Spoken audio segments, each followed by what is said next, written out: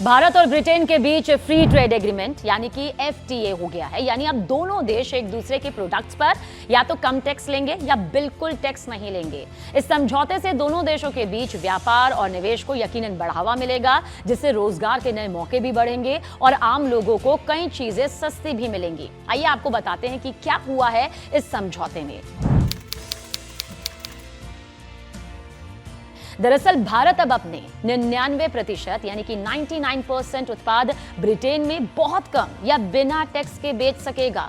वहीं ब्रिटेन के 90% प्रोडक्ट्स भारत में कम टैक्स पर बिकेंगे। इससे दोनों देशों के बीच व्यापार को 2030 तक 120 अरब डॉलर तक पहुंचाने का लक्ष्य है। अब जानते हैं कि इस डील से भारतीयों को क्या फायदा होगा, भारत में क्या सस्ता होगा। देखिए, दवाएं, इलेक्ट्रॉनिक सामान, कपड़े, जूते सस्ते हो सकते हैं। स्कॉच विस्की और जिन ऐसी जो ड्रिंक्स होती हैं उनकी कीमतों में 20% से 50% तक की गिरावट आ सकती है। यानी अगर आप वाइन के शौकीन हैं तो स्कॉच विस्की के रेट में करीब 20 से 50% की गिरावट आ सकती है। वहीं jewellery, soft drinks, medical devices, IT services भी सस्ती होंगी। दूसरी बड़ी बात यह है कि भारत की करीब 99% चीजें ब्रिटेन में कम टैक्स पर बिकेंगी, जिससे यूके में इंपोर्ट होने वाली जो चीजें हैं उनका प्रोडक्शन तेजी से बढ़ेगा। लोग भारतीय प्रोडक्ट्स को ज्यादा से ज्यादा खरीदेंगे और मेड इन इंडिया प्रोडक्ट की डिमांड तेजी से बढ़ेगी। राज्यवार तरीके से समझते हैं, जैसे जम्मू कश्मीर पश्मीना शॉल, बासमती चावल, केसर, क्रिकेट बैट। उत्तर प्रदेश का जिक्र करें तो मेरठ के स्पोर्ट्स प्रोडक्ट, आगरा कानपुर का लेदर। वहीं बिहार का जिक्र करें तो मखाना, लीची, भागलपुर सिल्क जो काफी मशहूर है।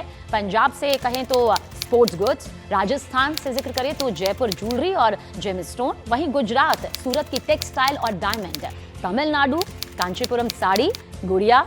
महाराष्ट्र का जिक्र करें तो कोल्हापुरी चप्पल, आईटी सेवाएं। वहीं केरल और आंध्र प्रदेश जिसमें कॉफी, हल्दी, रबर शामिल है। पश्चिम बंगाल को भी भूलना नहीं होगा, दार्जिलिंग टी, शांति निकेतन लेदर। उत्तराखंड, हिमाचल का जिक्र करें तो बासमती चावल। लेकिन ये भी जान ले कि इस डील के बाद आखिर क्या महंगा हो सकता है। ये तो सब सस्ते होने की बात थी।